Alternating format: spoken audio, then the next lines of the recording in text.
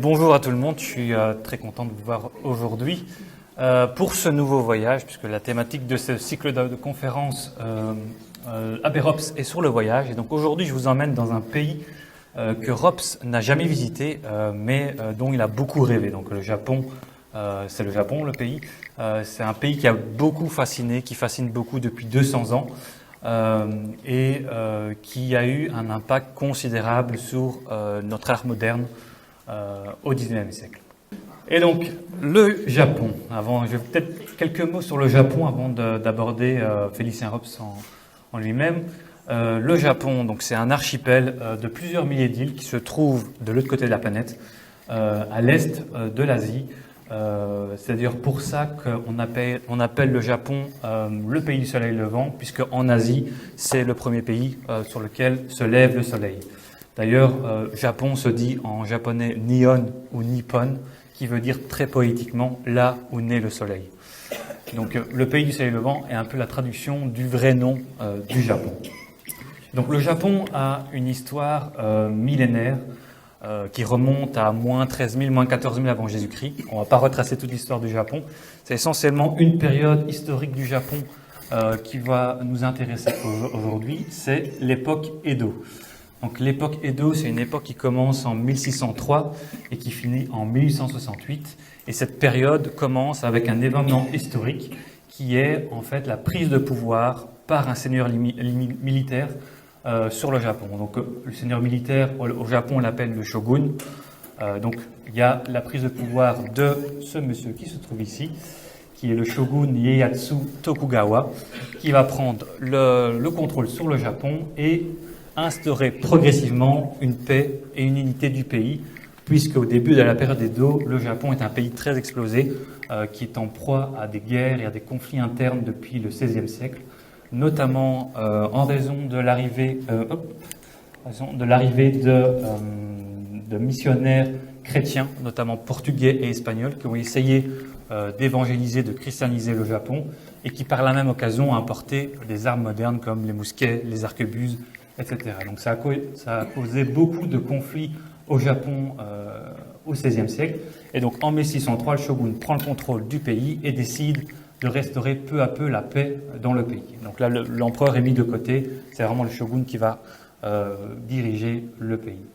Et donc le shogun de la dynastie des Tokugawa va être suivi par plusieurs shoguns pendant plusieurs années, et l'un de ses successeurs, Iemitsu Tokugawa, en 1638, pour préserver la paix du Japon, va décider d'instaurer une politique d'isolement au Japon, ce qu'on appelle dans l'histoire japonaise le sakoku, et qui est une fermeture complète du Japon aux puissances étrangères. Totalement complète, presque complète, puisqu'il y aura seulement 3 pays qui pourront continuer à avoir des contacts avec le Japon. C'est les Pays-Bas, qui auront des contacts avec le Japon sur une petite île pas très loin de la ville d'Edo, donc un peu ici. Petite île artificielle où les Pays-Bas pourront continuer à commercer. Les autres pays, c'est la Chine et la Corée. Et donc, le sakoku, c'est la fermeture complète des frontières au monde entier, à part ces 3 pays. L'interdiction pour les navires étrangers d'aborder les ports japonais, et aussi l'interdiction pour les Japonais de quitter le pays sans autorisation préalable des pouvoirs en place. Et donc pendant plus de 200 ans, le Japon va être totalement fermé au monde. Et cette période, qu'on appelle la période Edo, notamment parce que la capitale du Japon est déplacée de la ville de Kyoto à la ville d'Edo. Et la ville d'Edo, vous la connaissez encore actuellement, puisqu'elle s'appelle Tokyo. Donc Tokyo, c'est toujours la capitale du Japon. Et donc, pendant la période Edo, qui va durer un peu plus de 200 ans, c'est vraiment une période de prospérité pour le Japon. On a vraiment une prospérité économique, un développement des villes, une augmentation de la natalité et surtout un grand essor intellectuel et culturel à cette époque. Et donc, c'est à la période Edo qu'apparaît notamment le théâtre kabuki, les quartiers des plaisirs avec les courtisanes et les geishas, mais aussi et surtout le mouvement ukiyo-e, qui se traduit par Images du monde flottant, qui est un mouvement artistique de peinture et surtout d'estampes, Donc ces estampes que vous avez ici sur le slide en face de vous, des vues de la vie à Edo, des vues des paysages japonais, de la mythologie japonaise, etc. Et ces estampes vont avoir une énorme influence sur le Japon au début, puisque c'est la période des grands maîtres de l'estampe japonaise tels que vous les connaissez, Hokusai, Hiroshige, Utamaro, c'est tous des artistes de la période Edo. Et donc ces estampes vont avoir une grande influence sur l'art occidental au XIXe siècle. Mais comment, si les frontières du Japon sont fermées? Eh bien, il y a plusieurs grands événements historiques qui vont amener l'avènement du japonisme en Occident. Et donc, vous avez 1638, fermeture du Japon. Plus de 200 ans plus tard, vous avez en 1853 un commodore américain de l'US Navy, Matthew Perry, qui va débarquer avec des navires de guerre dans la baie d'Edo et qui va faire pression sur le gouvernement shogunal pour ouvrir le pays au commerce international. À partir de 1854, les Américains ont gain de cause, enfin un petit gain de cause avec la signature de traités de commerce et d'amitié. Et donc plusieurs traités seront signés pendant les années 50 avec plusieurs puissances occidentales, notamment les États-Unis, la Grande-Bretagne et la France. La Belgique, ça sera un peu plus tardif, ça en 66. Mais donc on a un premier contact qui est fait avec l'Occident. Les frontières du Japon restent encore en grande partie fermées, mais il y a des premiers contacts qui sont mis en place. 1862, quelques années plus tard, pour la première fois, le shogun va envoyer une délégation japonaise en Occident pour étudier la civilisation occidentale et surtout pour essayer de repousser un maximum l'ouverture complète du Japon. Et donc, vous avez à cette époque une délégation qui arrive à Londres. C'est l'année de l'exposition universelle et pour fêter l'arrivée de cette délégation, il y a quelques objets japonais qui sont exposés à l'exposition universelle, mais ça reste minime et surtout, ce n'est pas du fait des Japonais. 5 ans plus tard, en 67, c'est l'exposition universelle de Paris. C'est la véritable première participation du Japon à une exposition universelle. Et donc là, il y aura un pavillon qui permettra aux visiteurs de découvrir l'art et les techniques japonaises. Et donc là, on aura une petite sensibilisation du public aux arts japonais. Les collectionneurs vont commencer progressivement à s'intéresser aux arts japonais, de même que les artistes, mais ça démarre encore très lentement. 68, un an plus tard, du coup là c'est l'ouverture totale des frontières du Japon. Le Japon craque, il va ouvrir vraiment toutes ses frontières à l'Occident. Le shogun est destitué et l'empereur est restitué dans son pouvoir impérial. Donc là on met fin à la période Edo et on rentre dans une nouvelle période historique japonaise qui s'appelle l'ère Meiji, qui est l'ère de modernisation du Japon. Et donc, pendant l'ère Meiji, vont se mettre en place d'intenses échanges entre le Japon et l'Occident. Et donc, vous allez voir arriver en Europe, par cargaison entière, des estampes ukiyo-e, des objets traditionnels, des kimonos, des armures du samouraï, tous ces objets qui vont fasciner le public européen. Il faudra cependant attendre véritablement 1878, avec l'exposition universelle que vous avez ici en illustration, de Paris, deuxième exposition. Le Japon va véritablement s'exposer en 2 lieux à Paris, dans toute son industrie, toute sa ruralité, ses arts, ses techniques. Et donc là, le Japon remporte un succès phénoménal à l'exposition universelle. Et on considère que c'est l'exposition universelle 78 qui va véritablement lancer le japonisme en Europe, à Paris d'abord, et puis en Europe. Puisqu'on va voir apparaître de plus en plus de boutiques d'art japonais, l'édition et la parution de livres et de revues spécialisées, et puis aussi un nombre croissant d'artistes qui vont s'intéresser aux arts japonais et intégrer les leçons de l'art japonais dans leurs arts. Donc on voit apparaître, après l'exposition universelle, ça commence un peu avant, mais ça va vraiment éclater après l'exposition universelle, des mouvements artistiques comme l'impressionnisme, le post-impressionnisme, les nabis, et puis à la fin du 19e siècle, l'art nouveau. Donc vraiment tous des mouvements artistiques qui vont naître de la contemplation des arts japonais. Et donc en 1880, on considère que Paris est la capitale du japonisme et que depuis Paris va s'abattre une vague japonaise sur toute l'Europe. Et donc dans les années 1880, tout le monde parle du Japon, notamment une personne que vous connaissez très bien, Félicien Rops. Donc Félicien Rops, qui, pour ceux qui ne le connaissent pas encore, est un graveur, dessinateur, illustrateur, épistolier belge. Et donc Félicien Rops va découvrir les arts japonais très tôt. On peut en fait diviser sa relation aux arts japonais en plusieurs périodes. La première période court plus ou moins entre 68 et 77, qui est vraiment une période de découverte, de curiosité de l'artiste pour les arts japonais. Et donc je fais commencer cette période à 68, puisqu'en 68, vous avez cette citation de Félicien Rops, qui provient d'une de ses lettres adressées à l'un de ses amis d'enfance, Ernest Caron, où Rops dit « Le soir, Paris redevient charmant et mystérieux et amoureux. Les femmes passent comme dans les décors japonais, les mains pleines de fleurs, les robes à l'empire serrées aux hanches, et les yeux bordés de pencil indien semblent encore plus étranges dans la demi-obscurité des squares. » Cette citation, c'est la toute première mention du Japon dans la correspondance de Félicien Rops. C'est une mention qui est très précoce, 68, comme je vous l'ai dit, le japonais est vraiment à ses tout débuts. Et donc 68, donc c'est dans les années 60. À cette époque, Rops se rend régulièrement, quitte régulièrement sa Belgique natale pour se rendre à Paris, pour rencontrer des éditeurs, pour se faire un nom dans le monde artistique, notamment dans l'illustration d'ouvrages littéraires, pour se former aussi et pour se faire un réseau artistique qui lui servira par la suite. Et dans ce réseau artistique, vous trouvez deux hommes que Rops a rencontrés en 66 à un dîner mondain.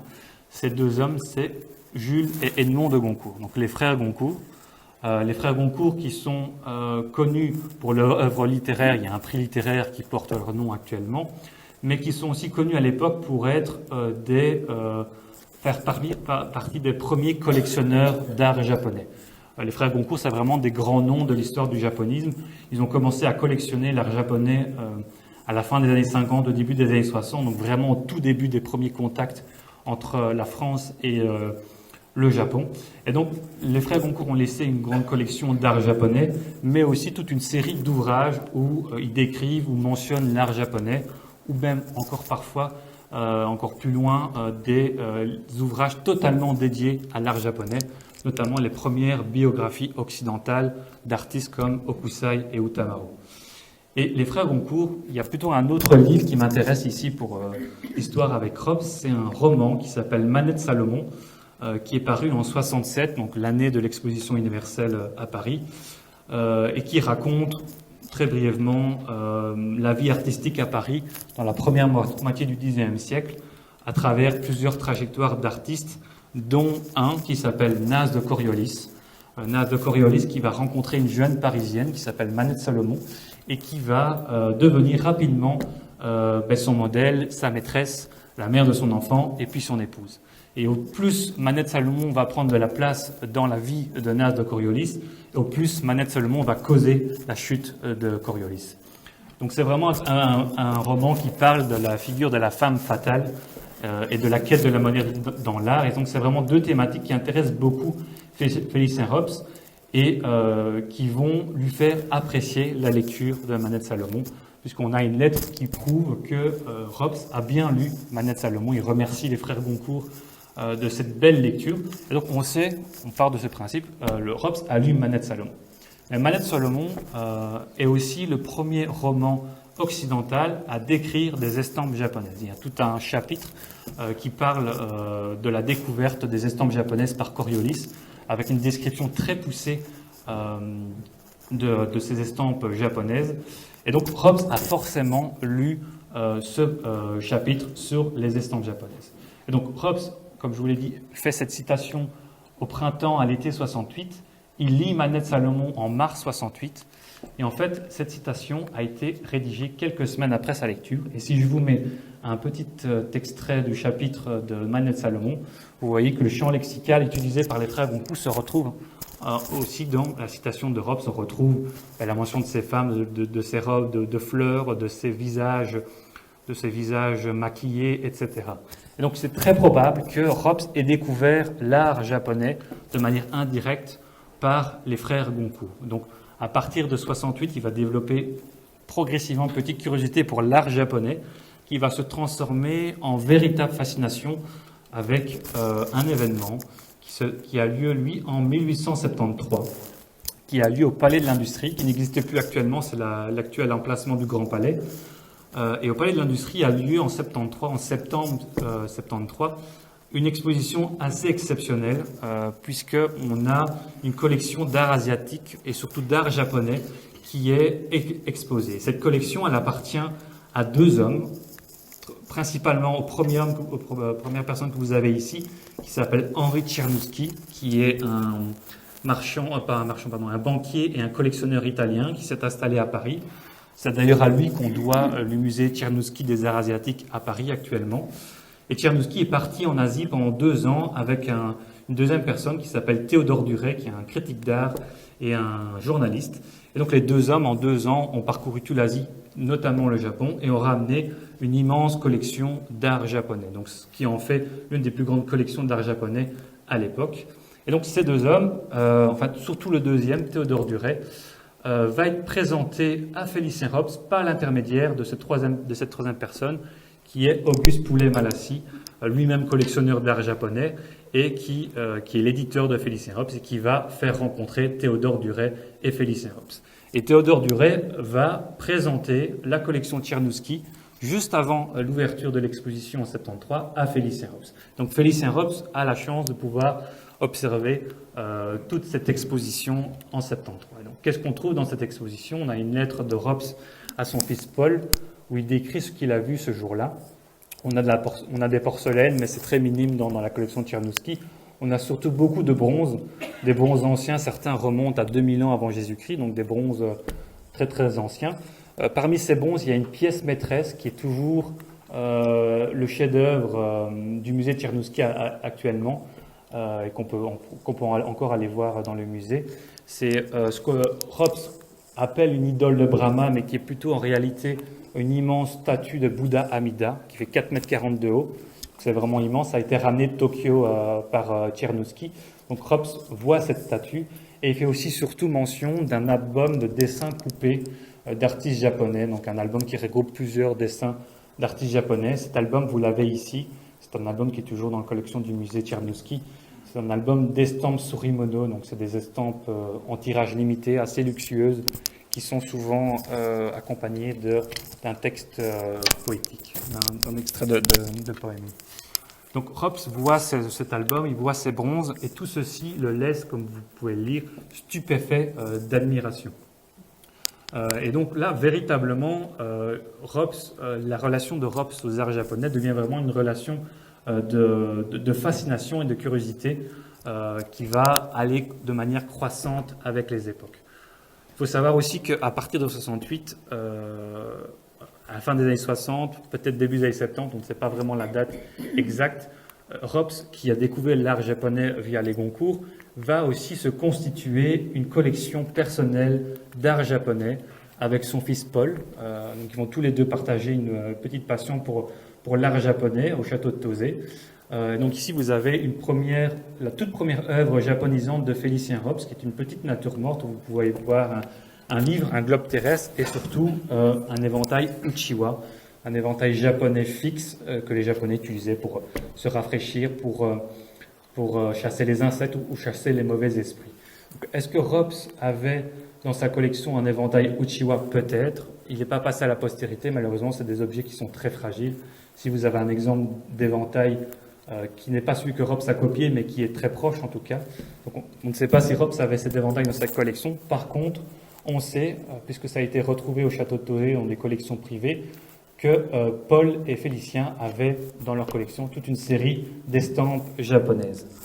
Vous avez ici une petite sélection. Vous avez une très belle estampe ici d'une courtisane, d'une geisha du quartier des plaisirs d'Edo par Keisa Eisen, qui est aussi un grand nom de l'estampe japonaise. Vous avez ici une estampe sur papier crépon qui représente un samouraï, et vous voyez vraiment que le samouraï, la courtisane, c'est des dessins que vous retrouvez sur cette petite lettre illustrée, qui n'est pas de Félicien, mais qui est de Paul. C'est une lettre que Paul a envoyée à Félicien pour parler de leur passion commune pour l'art japonais. Donc il y a vraiment un échange entre le père et le fils sur cet art japonais très important. Et Félicien commencera la collection au château de Tauzé, et Paul continuera la collection durant toute sa vie quasiment.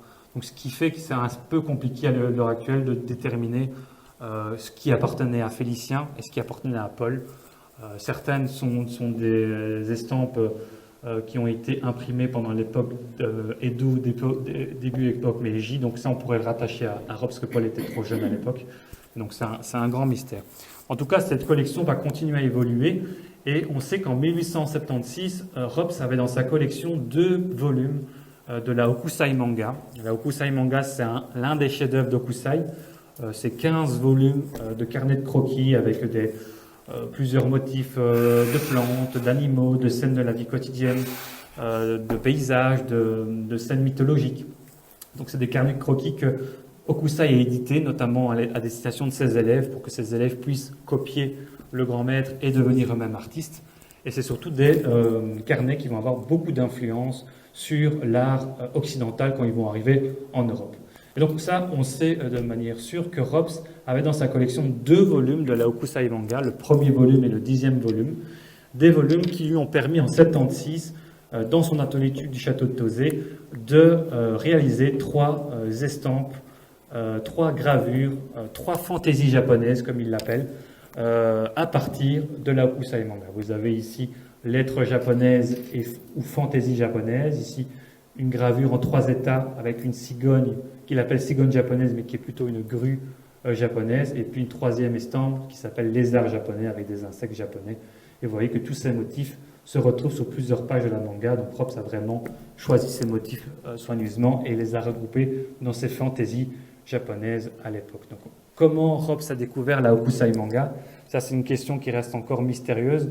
Peut-être via les frères Goncourt qui possédaient eux-mêmes des Hokusai Manga, peut-être grâce au milieu impressionniste, puisque Rops côtoyait Manet, Degas et bien d'autres impressionnistes au début des années 70, ou encore, ça reste une hypothèse, via Félix Bracquemond. Félix Bracquemond qui est un graveur, qui est le professeur d'eau forte de Félicien Rops dans les années 60, et qui est, selon la légende, le découvreur de la Hokusai Manga dans les années, à la fin des années 50, au début des années 60, en Europe. Donc ici, vous avez notamment une estampe, une gravure de Bracquemond. Vous retrouvez des motifs similaires de ceux d'Europe, le coq, la grenouille, la libellule, que vous retrouvez ici sur la fantaisie japonaise. Ces gravures vont servir après à Bracquemond pour réaliser avec un céramiste un service de céramique de plus de 200 pièces qui s'appelle le service Rousseau, qui sera exposé à l'exposition universelle de 67 et qui va lancer les arts décoratifs japonisants.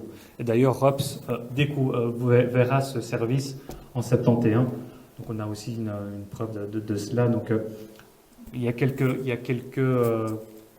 indices qui vont vers là, mais on ne sait pas vraiment répondre à la question de manière définitive. En tout cas, ce qu'on peut dire, c'est que dans les années 70, Rops a véritablement développé une fascination aux arts japonais, une relation qui est, entre guillemets, positive. Rops lui-même, en 80, reconnaîtra a posteriori que pendant la décennie qui vient de passer, il a été très préoccupé d'art japonais et hanté de visions de l'Extrême-Orient. Mais cette relation va évoluer à partir de 78, où il va y avoir une véritable rupture dans la relation de Rops aux arts japonais et plus précisément aux arts japonisants. Donc en 78, qu'est-ce qui se passe?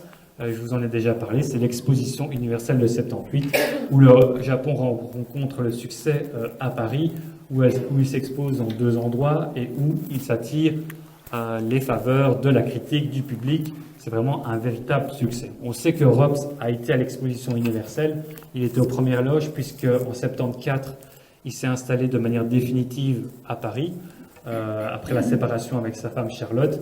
Donc depuis 74, il est à Paris de manière définitive. Il s'est installé avec 2 sœurs en trouble, les sœurs du Luc. Et donc en 78, Rops est à Paris et il va voir plusieurs fois l'exposition universelle, notamment la section japonaise qui commente a posteriori dans une lettre où il parle de la fin et du démontage du pavillon, etc. Mais ce n'est pas la section japonaise de l'exposition universelle qui va véritablement causer une rupture dans la relation de Rops aux arts japonais et japonisants. C'est une autre section, c'est la section belge. Et la section belge de l'exposition universelle de 78 est représentée par un artiste que Rops connaît bien. Cet artiste, c'est Alfred Stevens. Alfred Stevens, il est 10 ans plus vieux que Rops. Par contre, comme Robs il s'est installé définitivement à Paris, il a découvert l'art japonais dans les cercles artistiques et littéraires et intellectuels parisiens. Il a le même cercle de fréquentation que Robs. Il fréquente le milieu impressionniste, il fréquente Baudelaire, il fréquente aussi les frères Goncourt et bien d'autres. Et donc Stevens, par contre, va connaître une trajectoire artistique un peu différente de celui de Félicien Robs, puisqu'il va développer un genre qui lui est propre, un genre qu'il va considérer, qu'il va qualifier de moderne, qu'il va développer avec l'aide de son frère Arthur, qui est marchand d'art à l'époque. Et donc c'est un genre de peinture où on retrouve souvent une femme luxueusement, c'est une parisienne, luxueusement vêtue dans un intérieur bourgeois et en train de regarder un objet de collection, et très souvent un objet japonais, puisque Stevens lui-même collectionnait l'art japonais. Et ici, vous avez deux œuvres que Stevens va exposer à l'exposition universelle de 67. Ça va lancer sa carrière, il va devenir véritablement célèbre à l'époque, il va s'attirer la faveur de la presse, des milieux bourgeois, de l'empereur Napoléon III, et il va pouvoir exposer dans tous les salons pendant une quinzaine d'années. C'est vraiment une sommité à l'époque, Stevens. Et donc en 78, comme Stevens est déjà maintenant un artiste bien installé et très connu et très favorisé par les milieux bourgeois, etc., Stevens va obtenir le privilège d'exposer à l'Expo universelle une quinzaine de peintures à lui, dont la plupart sont japonisantes. Et donc la Belgique sera représentée essentiellement par Stevens en 78. Et ça, c'est vraiment quelque chose qui va mettre en rogne Félicien Robs. Ça va le mettre en colère, puisque la modernité que Stevens met en avant est une modernité qui ne correspond pas du tout à la définition de la modernité de Robs. Et donc, Robs va visiter cette section belge, il va voir la section des Stevens. D'ailleurs, il parlera de l'exposition universelle comme l'exposition des Stevens dans sa correspondance.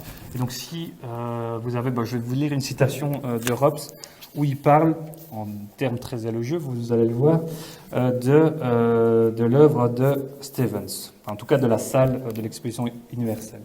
Et il y a dans cette salle au Stevens une demi-douzaine de tableaux médiocres, pas mauvais, puis médiocres tout simplement et un peu bébêtes.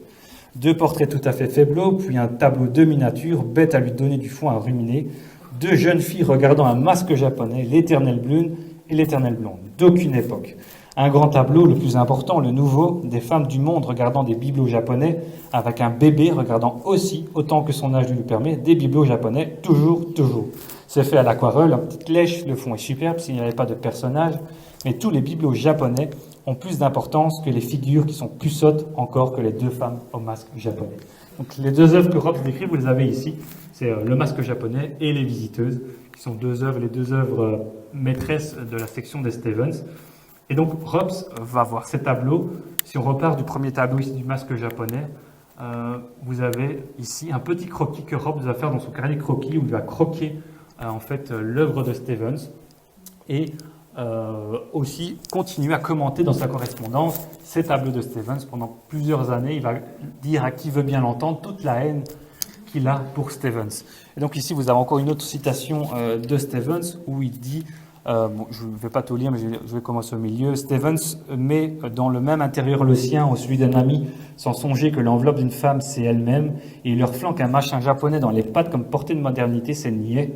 J'ai toujours habité à peu près Paris, je n'ai jamais vu une Parisienne regarder une demi-seconde un bibelot japonais. Donc, c'est ce qu'il reproche à Stevens, en fait, c'est qu'il n'a jamais vu, ça n'existe pas, ce genre de Parisienne aussi bien vêtue, en train de regarder avec fascination un objet japonais. Et donc, pour se moquer un peu de l'œuvre de Stevens, Robs va réinterpréter l'œuvre de Stevens sous ce petit croquis, qui est un croquis en marge d'une de ses gravures, où les 2 femmes deviennent une femme et le masque devient 2 masques. Donc, c'est une femme à moitié dénudée qui regarde 2 masques japonais, qui ont l'air japonais, puisqu'ils sont en fait inventés par Félicien Robs. C'est un mélange de fantaisie robsienne, d'art chinois, d'art asiatique. Donc, ce n'est vraiment pas des objets japonais représentés fidèlement. Et c'est normal, puisque pour Robs, ce qui est moderne, c'est la femme. Il le dit même dans sa lettre, l'enveloppe d'une femme, c'est elle-même, ce n'est pas l'objet japonais. Donc ici, la femme a plus d'importance que les objets japonais. Et ce qui m'intéresse surtout dans la citation ici de Hobbes, c'est le mot nier. Plusieurs fois, il parlera des œuvres de Stephens en disant que c'est vraiment niais. Et le mot niais, ici, va donner un terme que Hobbes va reprendre de l'un de ses amis, l'écrivain Champfleury, et qui va l'habiter après jusqu'à la fin de sa carrière même. C'est le mot japonaiserie. Le mot japonaiserie qui contracte le mot Japon et niaiserie, donc niais, qui est d'ailleurs le titre du petit croquis qu'il a réalisé à partir de l'œuvre de Stephens. Et donc on va voir qu'à partir de l'exposition universelle, Hobbes va être agacé de toutes ces japonaiseries qui vont envahir le monde artistique de son époque. Et donc on peut passer sur la période suivante, qui est une période d'agacement, où Hobbes est vraiment agacé, il va regretter cette imitation japonaise qui envahit le tout Paris après l'exposition universelle. Et ça va d'autant plus l'agacer que, comme je vous l'ai dit, il est installé à Paris de manière définitive. Ici, vous avez une carte de Paris dans les années entre 60 et 98. Et après l'exposition universelle, Hobbes va s'installer ici, dans le 2e arrondissement, si vous avez l'Opéra Garnier. Et ce quartier, vous avez en rouge ici, en fait, c'est toutes les boutiques d'art japonais. Et en fait, Hobbes s'installe en plein milieu du quartier japonisant de Paris, ce qui va totalement l'agacer, parce que dès qu'il va sortir de chez lui, il va voir du japonais. Et donc, pour exprimer son agacement pour cette imitation japonaise qui envahit le tout Paris, Hobbes va créer ce qu'il appelle des japonaiseries personnelles. Donc des japonaiseries qui sont d'abord épistolaires, vous avez ici les fantaisies japonaises de 76 que Hobbes va reprendre dans les années 80 et qui va transformer en japonaiserie. Il le dit d'ailleurs ici, ces japonaiseries, c'est un nouveau genre de missive inventé par moi, à l'instar de Iedo. Iedo, c'est Edo, donc Tokyo, pour égayer la vie et embêter les têtes en œufs d'autruche de l'Institut. Donc vraiment des japonaiseries pour embêter tous ces représentants de l'académisme japonisant. Et donc, il va reprendre ses fantaisies japonaises pour les envoyer à ses amis, pour parler de ses japonaiseries et de son agacement.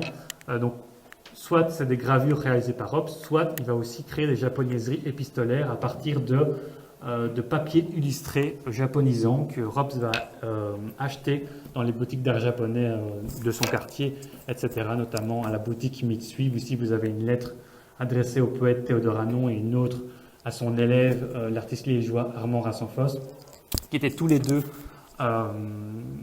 fascinés par l'art japonais. Donc, il y avait tout autour de lui un milieu japonisant qui lui adresse aussi parfois des lettres japonisantes. Ici, vous avez un binsen qui était un papier à lettres japonais adressé à Monsieur Hobbes avec des illustrations de l'artiste japonais Kiyosai.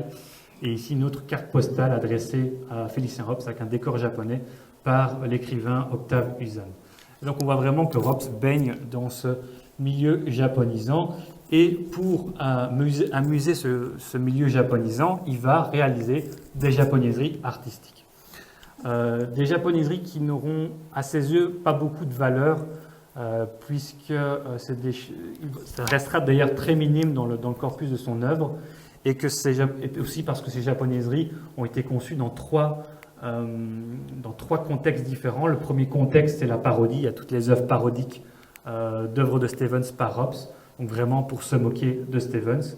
On a aussi un contexte de cadeau, puisque pour remercier ses amis qui sont eux-mêmes japonisants, Hobbes va parfois réaliser certains dessins japonisants. Ici, vous avez un exemple avec une femme en kimono, avec un éventail japonais qui est en train de regarder une grue japonaise, qui est très proche des estampes d'Utamaro, par exemple. Et donc, ce dessin s'appelle Armand Gouzien, qui aime les japonaiseries. Armand Gouzien, qui était un ami collectionneur de Félicien Hobbes, qui était un musicien français. Donc ça, c'est donc la parodie, le cadeau. Et le dernier, c'est la commande, puisque comme Hobbes illustre les ouvrages littéraires de son époque, forcément, les ouvrages qui vont commencer à s'intéresser progressivement à l'art japonais vont parfois mentionner cette culture, cet art japonais. Et donc, les dessins réalisés par Hobbes pour ces ouvrages littéraires vont parfois intégrer quelques éléments japonais. Ici, vous avez un dessin pour la revue parisienne La Vie élégante qui parlera notamment de la mode du japonisme. Et donc, vous avez ici une femme en costume japonais, en kimono japonais, que Robs affublera du terme fantaisie dans sa version finale. Donc ça, c'est tout un exemple de japonaiserie qu'il va faire. Encore une fois, souvent c'est des petites œuvres, c'est très minime dans son œuvre, mais elles ont le mérite d'exister et de démontrer l'agacement de Robs et son milieu et sa plongée, en tout cas le milieu japonisant dans lequel il baigne à l'époque. Ce qui est paradoxal par contre, c'est qu'il critique les japonaiseries, mais à la même époque, il continue de se faire une collection d'art japonais. Cette fois-ci plus avec Paul, mais avec sa fille Claire Duluc, qu'il a avec l'une des deux sœurs Duluc, avec Léontine, qui va partager comme son père et comme son demi-frère Paul, une passion pour l'art japonais. Et donc, à la demi-lune, donc de la demi-lune, c'est la dernière résidence de Félicien Robs, qui a été achetée dans les années 80 par les sœurs Duluc et Robs, qui se trouve en périphérie de Paris, à Corbeil-Essonnes. Et à la demi-lune, on a retrouvé aussi toute une collection japonaise, commencée par Félicien Robs et terminée, après complétée par Claire Duluc au cours de sa vie. Donc on a une collection d'objets japonais avec des vides-poches ou cendriers, un chamisène miniature. Il y avait aussi une quinzaine d'estampes japonaises, une quinzaine de livres japonais, notamment de botanique, avec des livres botaniques que Robs adorait, puisqu'il demandait à des marchands de lui ramener des livres de botanique japonaise à l'époque. Et donc tous ces objets venaient décorer la demi-lune. Vous avez d'ailleurs ici un dessin de Claire Duluc, où on peut voir ici un paravent ou un kakemono japonais qui est pendu au mur d'une pièce de la demi-lune. Et donc, pour conclure ma conférence, je vais peut-être conclure avec une question. Est-ce qu'on peut considérer que Robs est un artiste japonisant? Robs qui n'a jamais voulu se rattacher à une école artistique, qui avait comme devise « Robs suis, autre ne veut être ». Est-ce qu'on peut le qualifier, le classer dans les artistes japonisants comme les artistes impressionnistes comme Stevens, etc. Quelques éléments de réponse. Premier élément de réponse, peut-être aller dans la presse à la fin du XVIIIe siècle, où on a déjà des journalistes qui font le lien entre l'art japonais et l'art de Félicien Robs.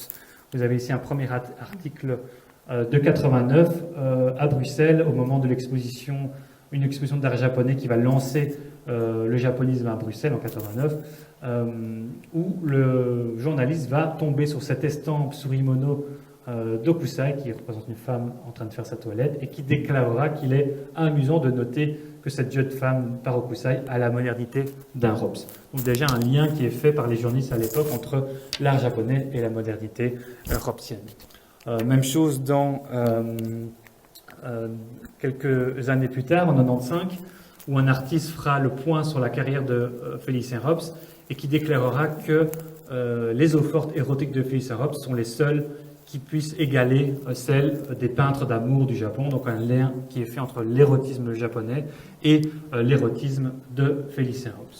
Autre élément de réponse, on en a déjà un peu parlé, c'est que Robs a copié directement des artistes japonais, surtout Okusai. Vous avez ici une autre œuvre inspirée de la Okusai manga, c'est une lettrine que Robs a fait pour sa fille Claire, avec une prime verte du Japon et des hirondelles. On sait aussi que Robs a copié, en tout cas a réinterprété une autre grande œuvre d'Okusai, qui est l'image érotique japonaise la plus connue au monde, c'est Le rêve de la femme du pêcheur, avec une femme qui est en proie, en plein débat charnel avec deux pieuvres.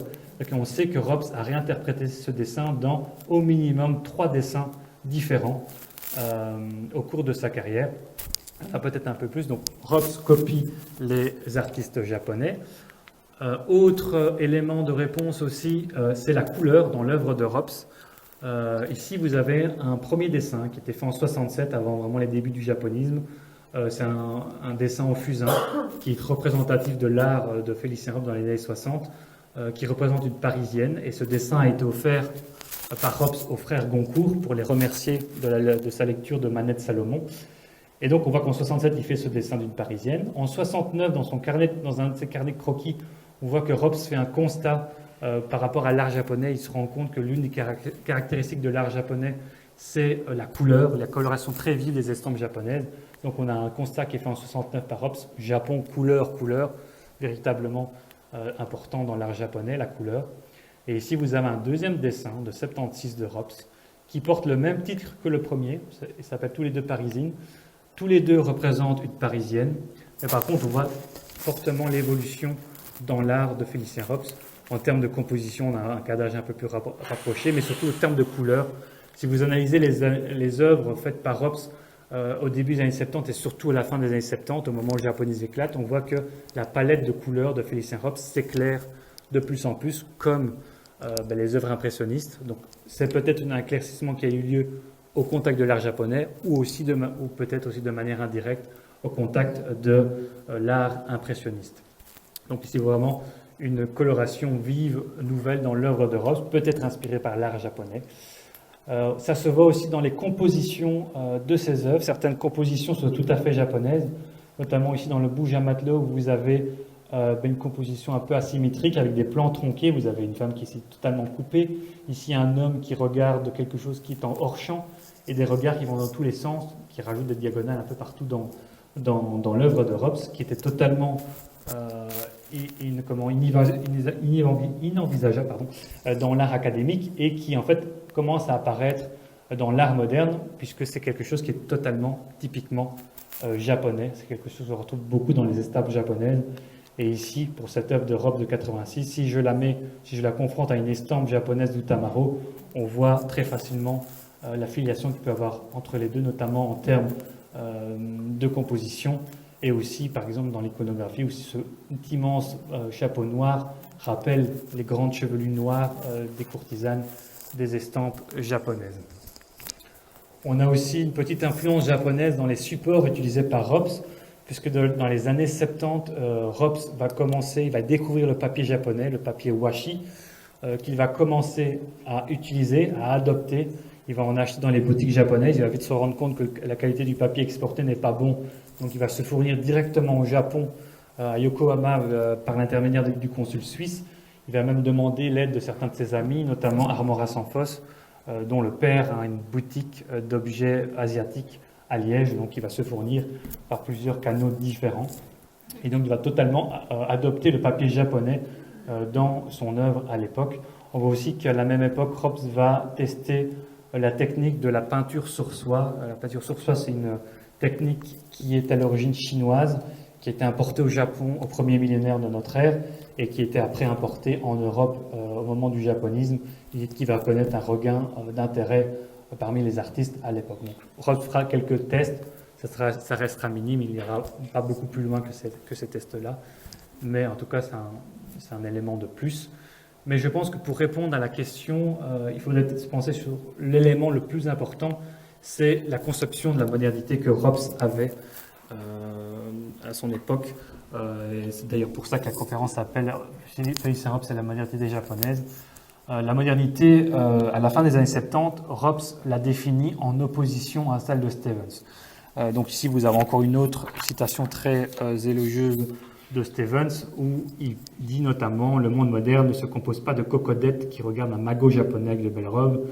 Il y a des côtés épiques de notre temps qui ne sont pas condensés dans la Dame en rose. » Donc la Dame en rose, c'est l'œuvre qui est ici, si bien peinte qu'elle soit. Donc encore une fois, la même critique, cette fausse parisienne qui n'existe pas, en train de regarder un objet japonais qui a le plus d'importance que la femme elle-même.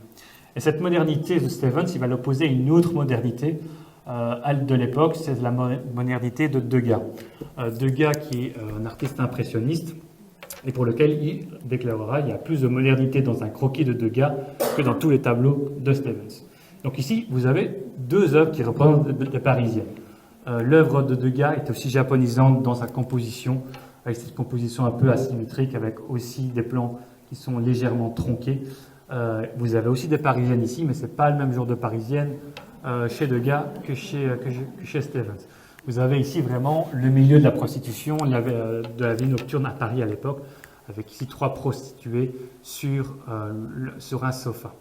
Et donc, c'est une modernité qui ira beaucoup plus dans le sens de Félicien Rops, qui notamment réinterprétera l'œuvre de Stevens dans un dessin personnel, où il reprendra la composition de la Dame en rose, qui devient la Dame en noir, qui regarde des objets qui ont l'air japonais, mais qui ne sont pas japonais. Le plus important ici, c'est la femme. Et la femme parisienne ici, c'est une prostituée, comme chez Degas, et plus une fausse bourgeoise parisienne dans un intérieur bourgeois. Et donc, tous les deux, en tout cas Degas et Stevens se revendiquent modernes aussi par l'intégration de l'art japonais dans leur art. Mais qui a raison entre les deux? Pour ça, je vous peut-être une dernière citation qui a été écrite par un marchand d'art japonais qui s'appelle Tadamasa Hayashi, qui s'est installé à Paris après l'exposition universelle et qui va fournir les grands noms du japonais comme Claude Monet ou les frères Goncourt. Et Tadamasa Hayashi, en tant que japonais, va donner une définition de l'ukiyo-e, où il dit quant au mot ukiyo-e, votre traduction école du monde vivant ou de la vie vivante ou de la vie telle qu'elle se passe sous nos yeux ou de toutes les choses que nous voyons, etc., rend exactement le sens. Et donc Degas et Robs, en représentant le monde de la prostitution qui est la vraie vie, en tout cas une portion réelle de la vie parisienne à l'époque, sont beaucoup plus proches de la philosophie de l'ukiyo-e, de la conception que les Japonais avaient de leur art, qui montrait en fait la réalité de la vie à Edo pendant l'époque Edo. Donc ils sont beaucoup plus proches dans leur modernité de l'art japonais que Stevens ne l'est avec ses objets japonais. Et donc, pour donner sa définition de la modernité, quoi de mieux que de prendre l'œuvre la plus connue de Robs, qui est son chef-d'œuvre de 1878, Pornocrates. Pornocrates, on a beaucoup écrit dessus, il y a beaucoup, elle reste encore très mystérieuse. Pornocrates, qui représente une femme avec les yeux bandés, moitié dénudée, en train de tenir en laisse un cochon qui représente, à mon avis, l'homme et ses bas instincts, qui est en train de piétiner les arts classiques et donc qui est une critique de l'académisme, a des influences notamment grecques, dans le parterre, aussi une influence de Manet dans sa façon de représenter la nudité et les prostituées à l'époque. Mais cette œuvre, elle a été réalisée en 78, quelques semaines après l'exposition universelle, au même moment où Robs est en pleine critique de l'œuvre de Stevens. Et donc, cette œuvre, Pornocrates, a probablement été réalisée en opposition aux œuvres de Stevens. Et Pornocrates, comme je vous dis, a plusieurs influences, et il y a une influence peut-être qu'on n'avait pas encore vue jusqu'à maintenant, c'est une influence japonaise. Et pourquoi Pornocrates a une influence japonaise? C'est une influence tout à fait discrète. On voit ici notamment dans l'immense aplat bleu à l'arrière. Les aplats monochromatiques, c'est quelque chose qu'on retrouve très fréquemment, qui est même une caractéristique des estampes des courtisanes japonaises. On retrouve une composition légèrement asymétrique avec le cochon qui est sur le point de quitter l'œuvre, alors qu'un espace est laissé derrière la femme. Robs aurait pu centrer son œuvre. Une absence de perspective, on a l'impression que tout est au même plan, qu'il y a une perspective plate. C'est aussi très typique de l'art japonais. Et c'est ce qu'on retrouvera d'ailleurs dans l'art japonisant inspiré de l'art japonais à l'époque, mais aussi dans l'art iconographique, puisque vous avez ici un nœud à l'arrière de Pornocrates qui est très similaire au nœud, aux obi, aux ceintures des kimonos japonais. Et donc c'est le nœud que les geishas, les courtisanes, avaient sur leur kimono.